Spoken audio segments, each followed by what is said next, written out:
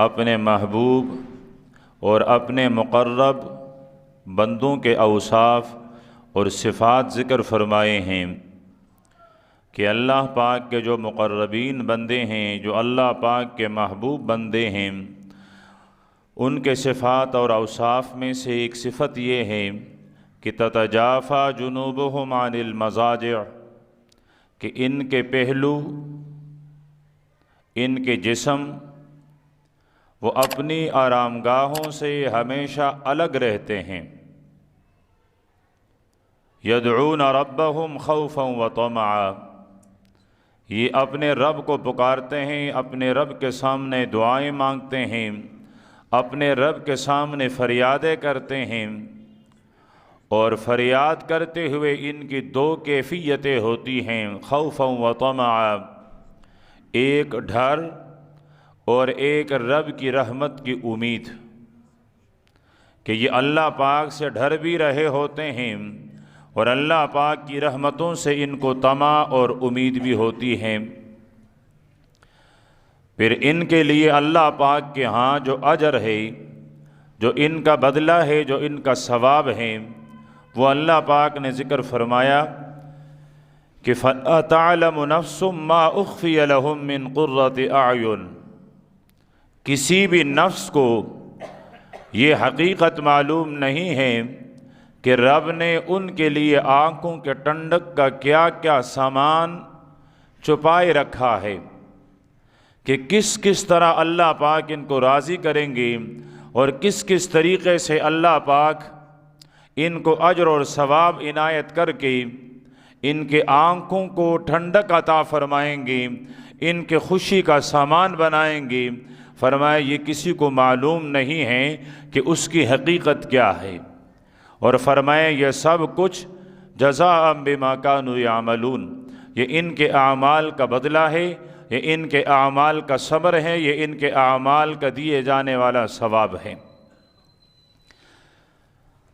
तो जब मुक़र्रबीन के औसाफ और सिफ़ात में से एक वसफ़ हर वक्त अपने रब को पुकारना है और अपने ख्वाबगाहों से अलग होना है। अल्लाह पाक ने इंसान को बेशुमार इनामात अता किए हैं।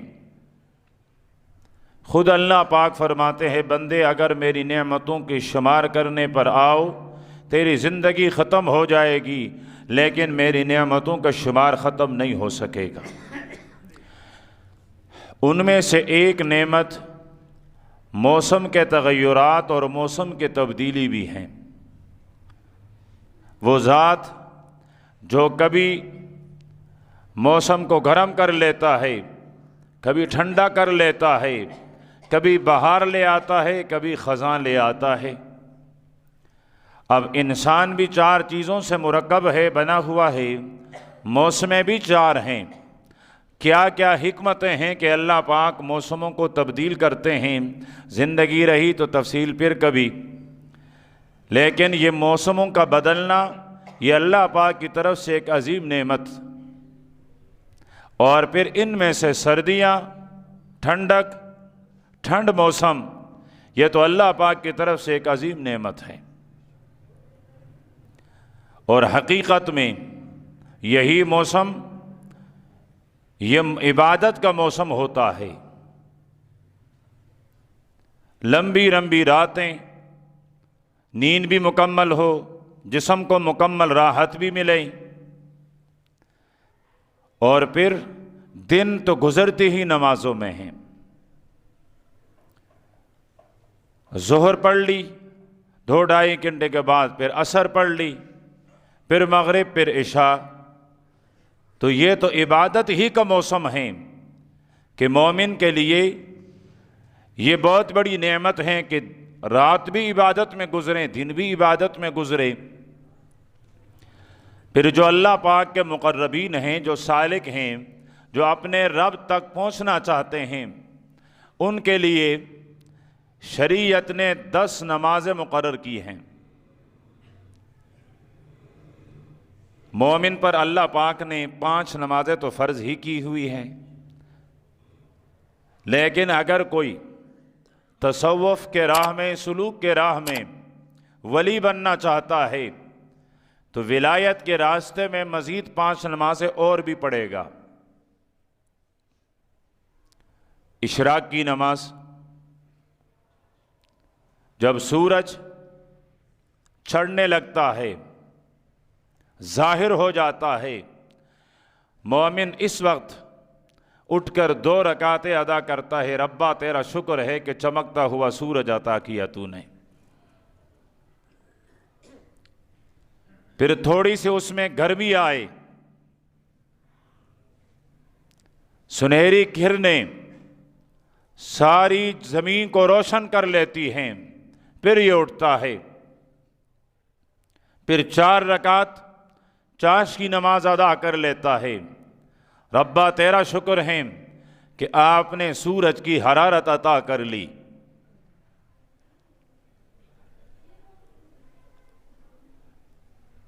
फिर फ़राइज़ के अलावा अव्वाबीन की नमाज ज़वाल से पहले या फिर मगरिब के बाद जो नवाफिल अदा किए जाते हैं,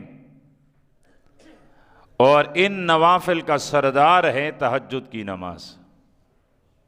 नवाफिल की सरदार नमाज है तहज्जुद की नमाज। कुरान पाक मेरे पैगंबर को मुखातब बनाते हुए इरशाद फरमाते हैं, व मिनल लैल फतहज्जद बिही नाफिलतल लक। मेरे पैगंबर आप तहज्जुद की नमाज भी अदा कर लिया करें। ये आपके लिए एक अलग नमाज है, ये एक रब की तरफ से अलग आता है, ये रब की तरफ से अलग नेमत है। रब्बा तहज्जुद की नमाज अदा करूँ मिलेगा क्या? फरमाया आसा अन यबअसक रब्बुका मकामम महमूदा, कि रब तुझे मकाम महमूद तक पहुँचाएगा। और मकाम महमूद क्या है? अल्लाह पाक फरमाते हैं ये एक ख़ास मकाम है, हर नबी ने उसकी तमन्ना की है। आदम की तमन्ना थी मकाम महमूद मुझे मिले, नूह अलैहिस्सलातु वस्सलाम की तमन्ना थी मकाम महमूद मुझे मिले, हज़रत इब्राहीम की तमन्ना थी मकाम महमूद मुझे मिले, हज़रत मूसा और हारून की तमन्ना थी मकाम महमूद हमें मिले, हज़रत ईसा और हज़रत यहया, हज़रत सुलेमान और दाऊद अलैहिमुस्सलाम, हर पैगंबर की तमन्ना थी मकाम महमूद हमें मिले। लेकिन अल्लाह पाक फरमाते हैं मैंने मकाम महमूद अपने हबीब को अता किया, और ये वो मकाम होगा अव्वलीन आखिरीन सारी कायनात इस पर रश्क करेगी। और अल्लाह के नबी ने इरशाद फरमाया मुझे कभी उम्मीद है अपनी रब की रहमत से कि मकाम महमूद मेरा रब मुझे अता करेगा। हम मुसलमान जब भी आज़ान सुनते हैं, आज़ान का जवाब देते हैं, और उसके बाद जो दुआ पढ़ते हैं, उस दुआ में हम यही मांगते हैं कि अल्लाह हमारे प्यारे पैगंबर को मकाम महमूद अता फरमा। तो फरमाया मेरे पैगंबर असा अन यबअसक रब्बुका मकामम महमूदा, तहज्जुद की नमाज पढ़ते रहा कर, इसके बदले में अल्लाह तुझे मकाम महमूद अता करेगा। अब पैगंबर तहज्जुद की नमाज पढ़े तो मकाम महमूद मिले, उम्मत तहज्जुद की नमाज पढ़े तो क्या मिले? मेरे पैगंबर ने वो बेशुमार फ़ज़ाइल ज़िक्र किए हैं, लेकिन और कुछ ना मिले। उम्मती अगर तहज्जुद की नमाज पढ़ेंगे तो मकाम महमूद पर अपने पैगंबर से मुलाकात करके उनको अपने पैगंबर की शफाअत मिलेगी। कुछ भी ना मिले, ये एक नेमत कि ये उम्मत चलेगी हशर के मैदान में और फिर अपने आका से मुलाकात भी करेंगी, और मेरा पैगंबर मकाम महमूद पर होगा और अपनी उम्मत की सिफारिश करेगा। मेरे पैगंबर के सहाबी हैं हज़रत अब्दुल्लाह इब्न सलाम रज़ियल्लाहु ताला अन्हु, आम सहाबी नहीं हैं, यहूद के उन 12 उलमा में से हैं जिनके लिए मेरे नबी ने फरमाया अगर यहूदियों के ये 12 उलमा ईमान ले आए, क़ियामत की सुबह तक दुनिया से दीन यहूदियत का खात्मा हो जाए। उन 12 उलमा में से, उन अहबार में से एक आलिम है हज़रत अब्दुल्लाह इब्न सलाम रज़ियल्लाहु ताला अन्हु। खुद फरमाते हैं सरवर कायनात सल्लल्लाहु अलैहि वसल्लम ने मदीना मुनव्वरा की हिजरत फरमाई। लोग जोग दर जोग, जमात दर जमात आपकी तरफ खींचे जा रहे थे, चले जा रहे थे। चेहरे अनवर की ज़ियारत हो रही थी। बच्चे भी जा रहे थे, जवान भी जा रहे थे, बूढ़े भी जा रहे थे। बच्चियों के ज़बान पर ये अल्फाज थे, तला अल बद्रु अलैना, तला अल बद्रु अलैना। हम जिस चांद की आमद का इंतजार करते रहे, आज मदीने में वो चांद नमूदार हो गया है। मस्जिद क़ुबा के सामने एक छप्पर के साये में मेरे प्यारे पैगंबर तशरीफ़ फरमा हैं। हज़रत अबू बकर साथ में हैं। मदीने वालों को मालूम नहीं इनमें आका कौन है, इनमें ग़ुलाम कौन है, इसमें नबियों का सरदार कौन है, इनमें तमाम खलाइक का सरदार कौन है। सूरज की किरणें पड़ी, हल्की हल्की सी तपश आने लगी। प्यारे पैगंबर ने हाथ यूं करके अपने हाथ से अपने चेहरे पर साया करना चाहा तो हज़रत अबू बकर ने उठकर मेरे पैगंबर पर चादर तान ली। मदीने वालों को पता चला कि हम इसको इमाम समझ रहे थे, हम इनको पैगंबर समझ रहे थे। ये तो पैगंबर नहीं, पैगंबर तो इसके बराबर में तशरीफ़ फरमा है। ये तो इनका ग़ुलाम है, ये तो खादिम है। हज़रत अब्दुल्लाह इब्न सलाम फरमाते हैं आका की ज़ियारत के लिए चलने वालों में से एक मैं भी शामिल हुआ। फरमाया मैंने जैसे ही दूर से चेहरे अनवर की ज़ियारत की, मेरे दिल ने कहा अब्दुल्ला ये चेहरा किसी झूठे का नहीं हो सकता है, ये अल्लाह का सच्चा नबी है। चेहरे की लवानियत बता रही है, चेहरे की चमक बता रही है कि ये अल्लाह का नबी है। फरमाया फिर मैं करीब गया। फिर हज़रत अब्दुल्लाह इब्न सलाम ने बाकायदा इम्तिहान लिया है मेरे नबी का। एक दिन जाकर सदका पेश किया। अल्लाह के नबी ने फरमाया हम बनु हाशम कुरैश हम सदका नहीं लेते। अगले दिन जाकर इन्होंने हदिया पेश किया, मेरे पैगंबर ने कबूल कर लिया। तीसरे दिन जाकर अर्ज करने लगा 2 निशानियां मैंने तलाश की, वो मुझे मिल गई, तीसरी निशानी तलाश करने आया हूं। आपने फरमाया वो क्या निशानी है? फरमाया आप कमीज उठाएंगे, मैं आपके दोनों शानों के दरमियान, आपके दोनों कंधों के दरमियान कुछ देखना चाहता हूं। कमीज उठी, हज़रत अब्दुल्लाह इब्न सलाम ने बोसा लिया। आपके दोनों कंधों के दरमियान गोश्त में बना हुआ मोहरे नबूवत था, जिस पर लिखा हुआ था मुहम्मदुर रसूलुल्लाह। 4-5 बंदों ने कहा सल्लल्लाहु अलैहि वसल्लम। मेरे ख्याल में आप में से किसी को नहीं है मेरे पैगंबर से मोहब्बत, नहीं है ना? तो फिर सल्लल्लाहु अलैहि वसल्लम पर क्या रिपोर्ट लिखी जाती है, एफआईआर दर्ज होता है, ताने में ले जाया जाता है। अल्लाह के बंदो क्या क्यों बुखल करते हो सल्लल्लाहु अलैहि वसल्लम?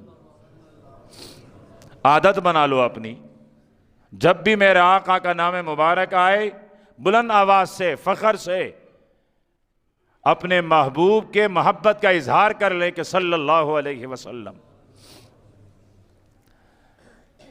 फिर हज़रत अब्दुल्लाह इब्न सलाम ने कलमा पढ़ा, मुसलमान हुए। फरमाते हैं सबसे पहले आका के दरबार से जो वसीयत में मुझे मिली हैं, सबसे पहले आका की ज़बान मुबारक से जो कलिमात मैंने सुनी हैं, मेरी मौजूदगी में सबसे पहले मेरे पैगंबर के ज़बान मुबारक से जो वही के पुल जड़े हैं, सरवर कायनात सल्लल्लाहु अलैहि वसल्लम ने इरशाद फरमाया, ईमान वालो अफ़शुस सलाम, सलाम को आम करो। किसको आम करो? सलाम को। फरमाए यहाँ तक चलते चलते दो आदमी हैं, हम सफ़र हैं, साथ चल रहे हैं, रास्ते में कोई दरख्त हाइल हो गया, एक दरख्त के एक किनारे, दूसरा दरख्त के दूसरे किनारे, दरख्त क्रॉस करने के बाद फिर मिले तो कहें अस्सलामु अलैकुम। इतनी ताकीद आई है।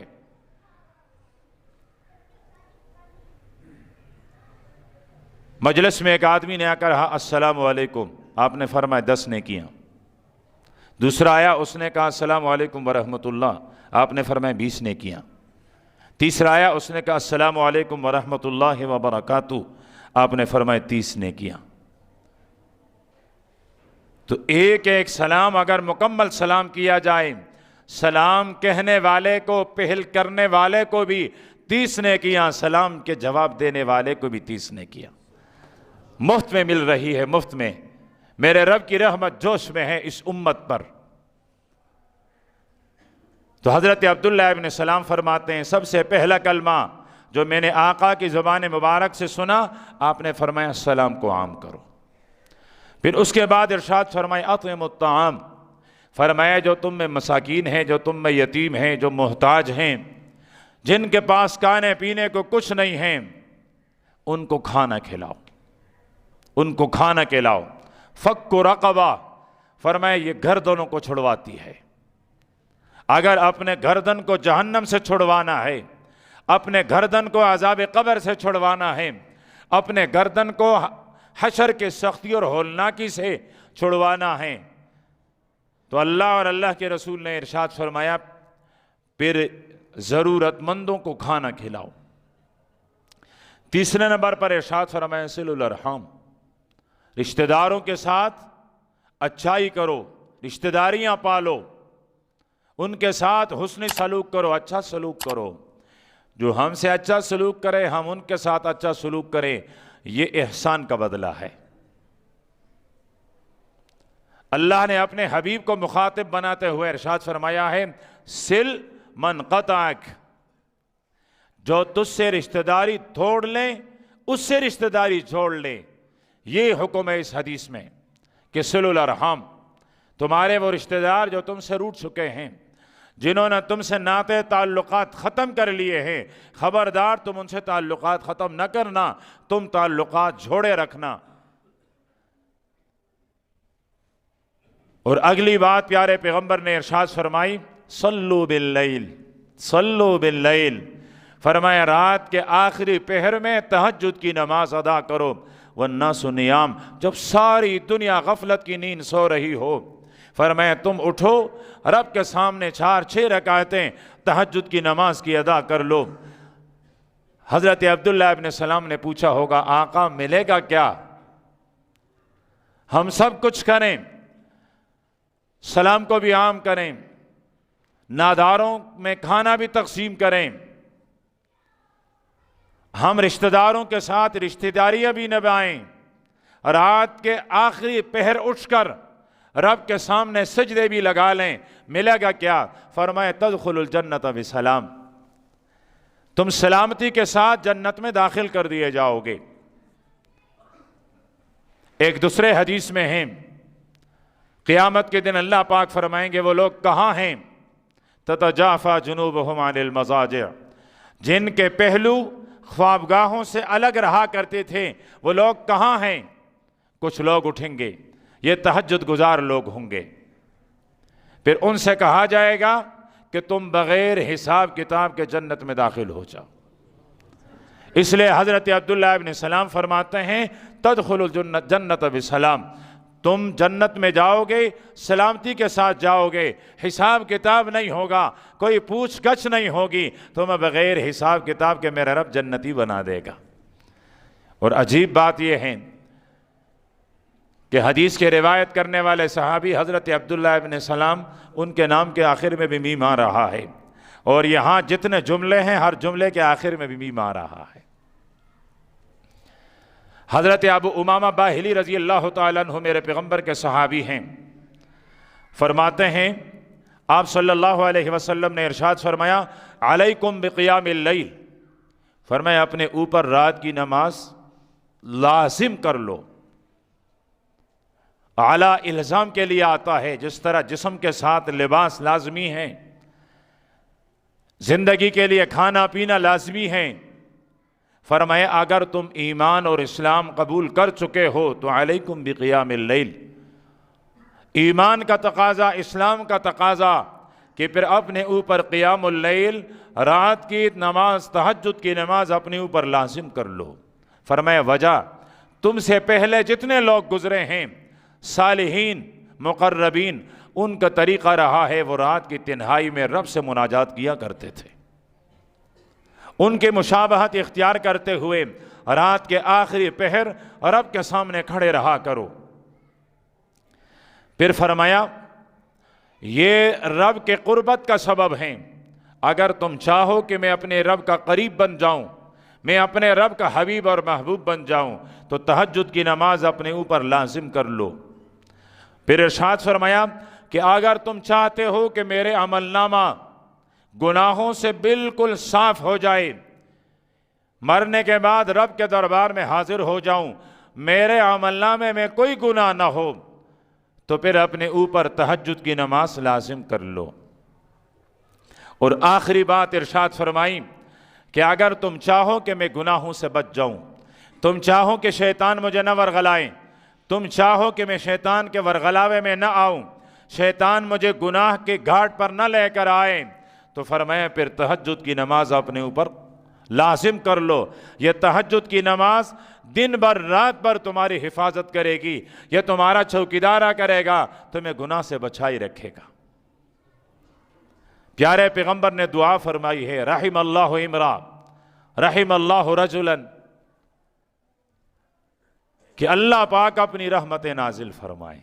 मेरी और आपकी किसी आम आदमी की दुआ नहीं, सय्यद कायनात की दुआ है, इमामुल अंबिया की दुआ है, महबूब किबरिया की दुआ है कि अल्लाह उस मर्द पर, अल्लाह उस बेवी पर, उस खातून पर अपनी रहमतें बरसाएं जो रात के आखिरी पहर खुद उठें, बेवी को उठाए, बेवी उठे अपने शोहर को उठाए और तहज्जुद की 2-4 रकातें अदा करें। फरमाया कि उनके लिए अल्लाह के प्यारे पैगंबर ने रहमतों के नुज़ूल की दुआ फरमाई है। अब मौसम हो सर्दी का,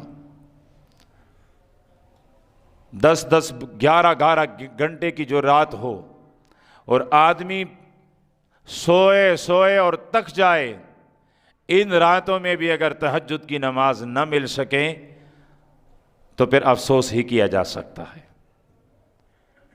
कि मेरा ईमान इतना कमज़ोर है कि वो इन रातों में भी उठाकर मुझे मुसल्ले पर खड़ा नहीं कर सकता है, वो इन रातों में भी उठाकर रब के सामने मुझसे मुनाजात नहीं करवा सकता है,